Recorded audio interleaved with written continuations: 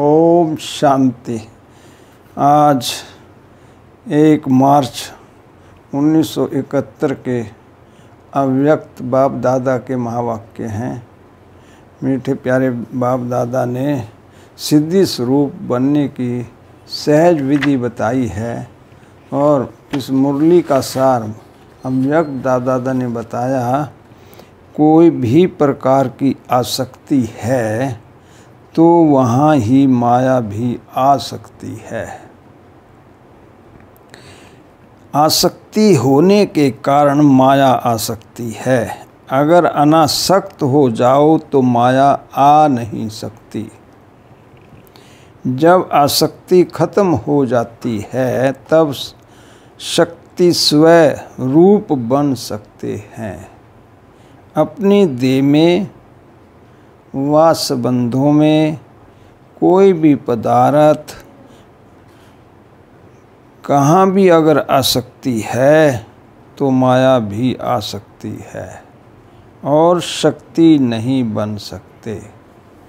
बाबा का कहने का भाव है कि यदि आसक्ति है तो आप शक्तिशाली नहीं बन सकेंगे।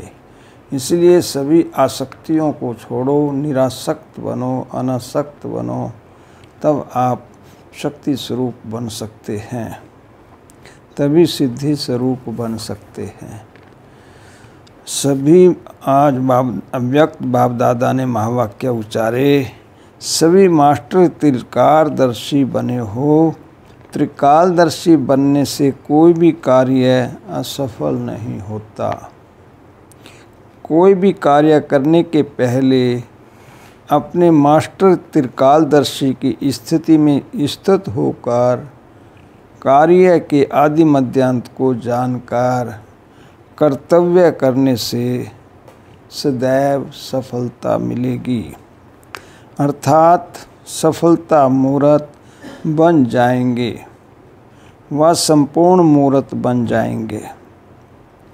अभी भी गायन है कि योगियों को रिद्धि सिद्धि प्राप्त होती है। वह कौन सी सिद्धि? संकल्प की सिद्धि और कर्तव्य की विधि। ये दोनों ही होने से जन्म सिद्ध अधिकार सहज ही पा लेते हैं। संकल्प की सिद्धि कैसे आएगी? मालूम है? संकल्पों की सिद्धि न होने का कारण क्या है? क्योंकि अभी संकल्प व्यर्थ बहुत चलते हैं। व्यर्थ संकल्प मिक्स होने से समर्थ नहीं बन सकते हो। जो संकल्प रचते हो उसकी सिद्धि नहीं होती है। व्यर्थ संकल्पों की सिद्धि तो हो ही नहीं सकती है ना।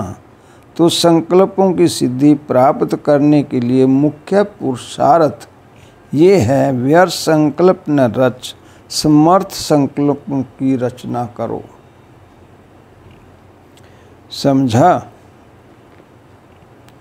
रचना ज़्यादा रचते हो इसलिए पूरी पालना कर, उन्हों को काम में लगाना यह कर नहीं सकते हो। जैसे लौकिक रचना भी अगर अधिक रची जाती है तो उनको लायक नहीं बना सकते हैं। इसी रीति से संकल्पों की जो स्थापना करते हो वह बहुत अधिक करते हो। जितने संकल्प कम चलेंगे, पावरफुल चलेंगे, उतनी सिद्धि स्वरूप बनेंगे। संकल्पों की रचना जितनी कम उतनी पावरफुल होगी। जितनी रचना ज़्यादा उतनी ही शक्तिहीन रचना होती है। बाबा ने रीज़न बता दिया। तो संकल्पों की सिद्धि प्राप्त करने के लिए पुरुषार्थ करना पड़े। व्यर्थ रचना बंद करो, नहीं तो आजकल व्यर्थ रचना कर उसकी पालना में समय बहुत वेस्ट करते हैं। तो संकल्पों की सिद्धि और कर्मों की सफलता कम होती है। कर्मों में सफलता की युक्ति है मास्टर त्रिकालदर्शी बनना। कर्म करने से पहले आदि मध्य और अंत को जानकर कर्म करो। ना कि कर्म करने के बाद अंत में परिणाम को देखकर फिर सोचो। इसलिए संपूर्ण बनने के लिए इन दो बातों का ध्यान देना पड़े। ये प्रवृत्ति वाला ग्रुप है। बाबा के सामने जो बच्चे बैठे हैं वो प्रवृत्ति वाले बच्चे हैं। तो प्रवृत्ति में रहते इन दोनों बातों का ध्यान देने से सर्विसेबल बन सकेंगे। सर्विस सिर्फ मुख से नहीं होती, लेकिन श्रेष्ठ कर्मों द्वारा भी सर्विस कर सकते हो। यदि आप व्यवहार कुशल हैं, आपका अच्छा प्रभाव रहता है, तो वो भी सेवा है। यह जो ग्रुप आया है, अपने को सर्विसेबल ग्रुप समझते हो। इस ग्रुप में जो अपने को सर्विसेबल समझते हैं वो हाथ उठाएं। बाबा ने बच्चों के हाथ उठवाए कि जो अपने को सर्विसेबल समझते हैं। अब जिन्होंने सर्विसेबल में हाथ उठाया है वो सर्विस में समय निकाल मददगार बन सकते हैं। माताओं की मदद से बहुत नाम वाला हो सकता है। देखो, बाबा का ध्यान माताओं की तरफ गया, क्योंकि माताएं बहुत सहयोगी बन जाती हैं सेवाओं में, बहनों को सहयोग देती हैं। कहीं बाहर गांव में जाना पड़ता है तो माताएं साथ जाती हैं, तो उनका कितना भाग्य बनता है। आश्रम पर कभी बहन अकेली है तो माताएं आकर रहती हैं, सहयोग देती हैं, तो उनका भी बहुत बड़ा भाग्य बनता है। जितने आए हैं उतने सभी हैंड सर्विस में मददगार बन जाएं तो बहुत जल्दी नाम वाला कर सकते हो, क्योंकि युगल मूर्त बन चलने वाले हो। इसलिए ऐसे युगल सर्विस में बहुत अपना शो कर सकते हो। ऐसे कर्तव्य करके दिखाओ जो आपके कर्तव्य हर आत्मा को आपकी तरफ आकर्षण करें। माताओं का ग्रुप सो भी ऐसी माताएं जो कि युगल रूप में चल रही हैं, जिनके हस्बैंड भी ज्ञान में चलते हैं, दोनों मियाँ बीबी चलते हैं, तो उनको समय निकालना सहज हो सकता है, क्योंकि उनकी आपसी कंसेंट है। एक घर में रह रहा है, दूसरी आश्रम पर चली जाए, सहयोगी बन जाए। अभी भी समय निकाल कर आई हो ना, माउंट आबू में भी तो आए हैं। अभी भी आपके पीछे प्रवृत्ति चल रही होगी ना। जैसे ये बात जरूरी समझकर बंधनों को हल्का कर पहुंच गए हो, ऐसे समय पर समय अपनी प्रवृत्ति के बंधनों को हल्का कर सर्विस में जितनी मददगार बनती जाएंगी, उतना ये हिसाब किताब जल्दी चुक्त होगा। तो माताओं को ऐसे मददगार बनने में ही अपनी उन्नति का साधन समझना चाहिए।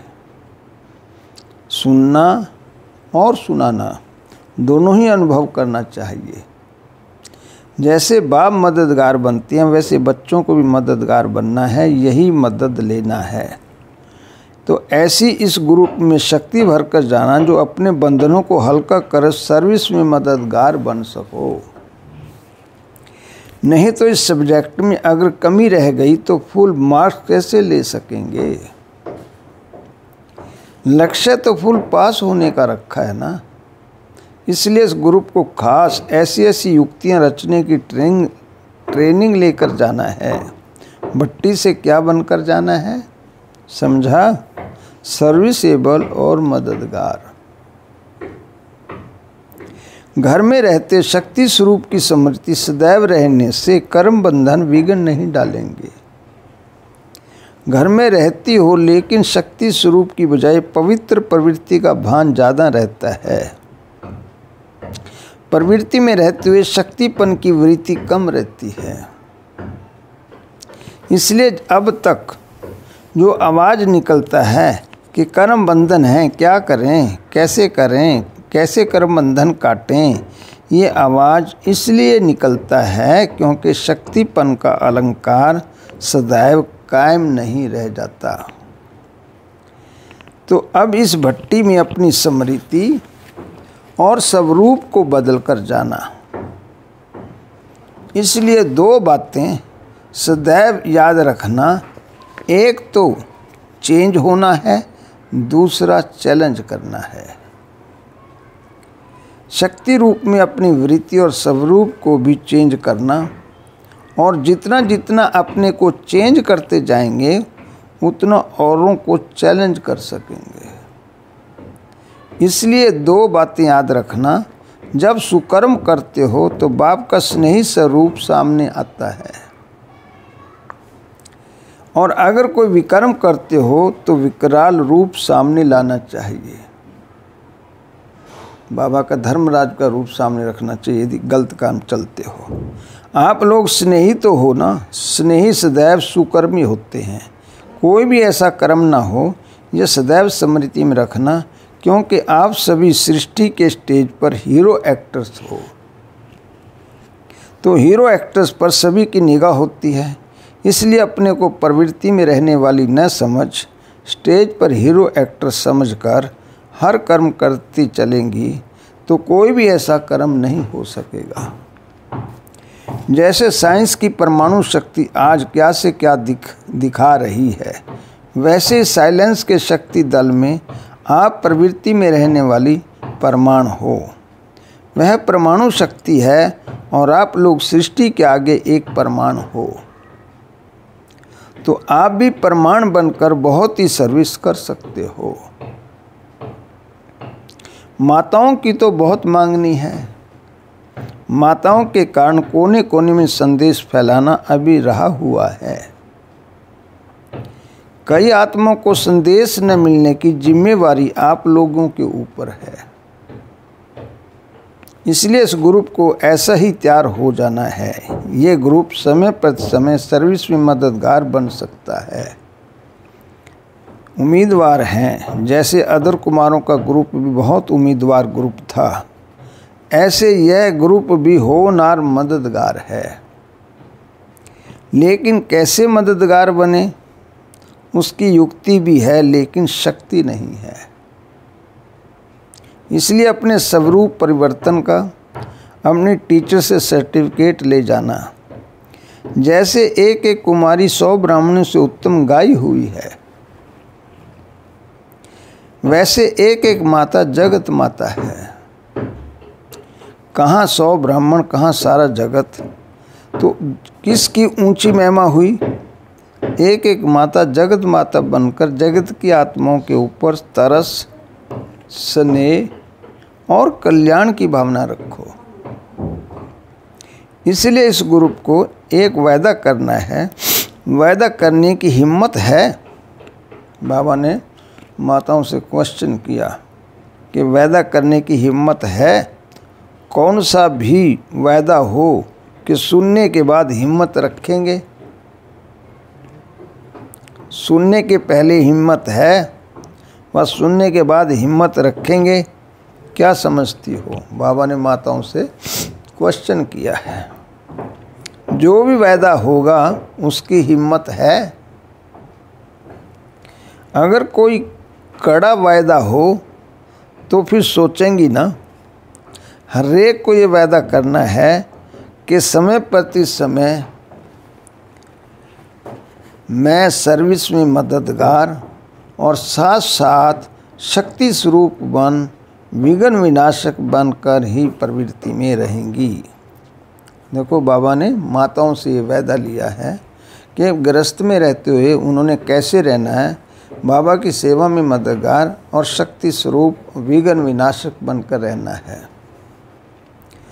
सहज वायदा है ना।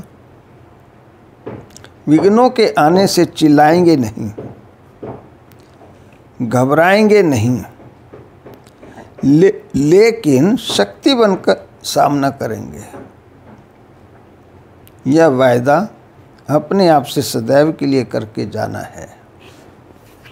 कोई भी प्रकार की आसक्ति है तो वहाँ ही माया भी आ सकती है। आसक्ति होने के कारण माया आ सकती है। अगर अनासक्त हो जाओ तो माया आ नहीं सकती। जब आसक्ति खत्म हो जाती है तब शक्ति स्वरूप बन सकते हैं। अपनी देह में व संबंधों में, कोई भी पदार्थ में कहाँ भी अगर आसक्ति है तो माया भी आ सकती है। बाबा ने कहा अपनी अवस्था को अनासक्त अवस्था बनाना है, नहीं तो फिर माया आ जाएगी और शक्ति नहीं बन सकते हैं। इसलिए शक्ति स्वरूप बनने के लिए आसक्ति को अनासक्ति में बदल दो। जैसे आप लोग औरों को कहते हो कि एक दीपक अनेकों को जगा सकता है, ऐसे ही आप एक एक सारे विश्व के कल्याण के निमित्त बन सकते हो। तो अपने कर्तव्य को और अपने स्वरूप को दोनों को याद रखते हुए चलते चलो। ब्रह्मा की बुझाएं हो ना तो हैंड्स बनेंगे ना। अपने को ब्रह्मा की बुझाएं समझती हो। ब्रह्मा की बुझाओं का भी कर्तव्य क्या होता है?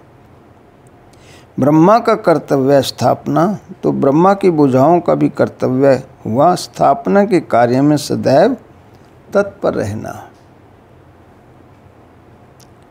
हद के संबंधों में आने का सिर्फ इन्हों का तरीका सिखाना है। निर्बंधन अपने को बना सकती हो, लेकिन तरीका नहीं आता है। एक तो तरीका नहीं, दूसरी ताकत नहीं। तो ताकत भी भरना और तरीका भी सीखना। बाप दादा फिर भी उम्मीदवार ग्रुप समझते हैं। काफ़ी माताएं अच्छी होंगी, उन्होंने अंदर अंदर सोच लिया होगा कि हम मददगार बनेंगे। तो बाबा कह रहे हैं अब देखेंगे कि हर एक अपने को कितना बार ऑफर करते हैं। अपने आप को खुद ही ऑफर करना है। ऑफरिंग उनको मिलती है जो समय को खुद ऑफर करता है। अगर कहने से करते हैं तो ऑफरिंग नहीं मिलती है। अब देखेंगे कौन कौन अपने को ऑफर करते हैं। स्नेही तो हो, लेकिन स्नेही के साथ सहयोगी भी बनो।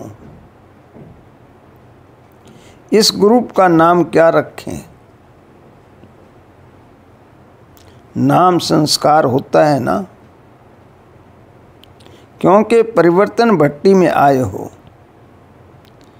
आप लोग भी नाम संस्कार के उत्सव में आए हो ना।